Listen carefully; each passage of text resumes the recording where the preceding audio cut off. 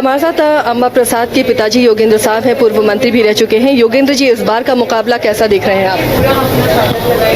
देखिए, जनता जानती है कि आने वाला दिन में हेमंत सोरेन के नेतृत्व में सरकार बनने जा रही है और बीजेपी कहीं नहीं है।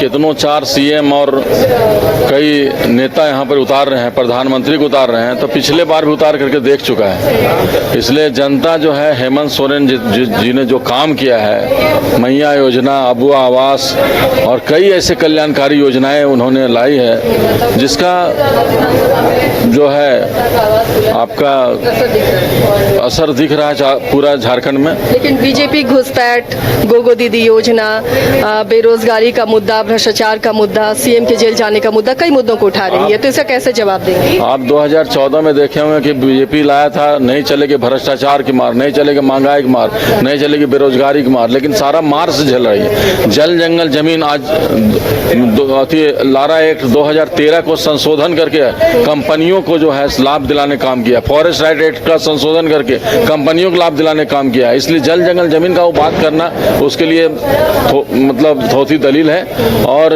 हम लोग आज देखिए विस्थापन आयोग का गठन कैबिनेट में पास हो गया है, माननीय मुख्यमंत्री से माननीय विधायक अम्बा प्रसाद के द्वारा काफी विधानसभा में मामला उठाया गया है और हम लोग निश्चित रूप से चुनाव जीत रहे हैं। भाजपा चोला बदल लेने से कुछ नहीं होता है। बीजेपी के कार्यकर्ता और बीजेपी के नेता में भी बहुत मरमरी है, क्योंकि बीजेपी में एक से एक लीडर थे, लेकिन उसको टिकट न दे करके आजसू से, क्योंकि आजसू खत्म हो चुका था, आजसू में लोग जान चुके थे कि इसका चाल चरित्र, इसलिए उन्होंने चोला बदल लिया। चोला तो बदल लिया, लेकिन आदमी तो वही है। सियार को अगर शेर का खाल पहना दीजिएगा तो बाघ बन कर गरजेगा नहीं ना, वो तो सियारे रहेगा, भौंकने काम करेगा।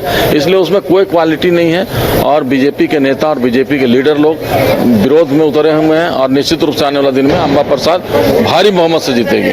निर्मला जी एक मिनट, हमारे साथ अम्बा प्रसाद की मां निर्मला जी भी हैं, उनसे भी जानते हैं। निर्मला जी, अब परिवार से तीसरा सदस्य फिर से राजनीति में कदम रख रहा है, अब इनका मौन व्रत है, कुछ नहीं। चलिए, तो ये अम्बा जी की मां है और इनका मौन व्रत है, पूर्व विधायक भी रही है एक क्षेत्र से, तो आज ये बात नहीं करेंगी। लेकिन देखिए, पूरी तरफ अब उत्साह का माहौल है, क्योंकि ये महापर्व है लोकतंत्र का और इसके साथ ही तमाम प्रत्याशी अब दमखम के साथ चुनावी मैदान में उतर गए हैं। जनता भी पूरी जोर आजमाइश में अपनी भागीदारी को निभा रही है और वो तस्वीरें भी आपको हम दिखाएंगे कि किस तरह से राजनीतिक माहौल बनता हुआ तमाम क्षेत्रों में, विधानसभा क्षेत्रों में नजर आ रहा है। आप देखते रहिए न्यूज़ 22 को।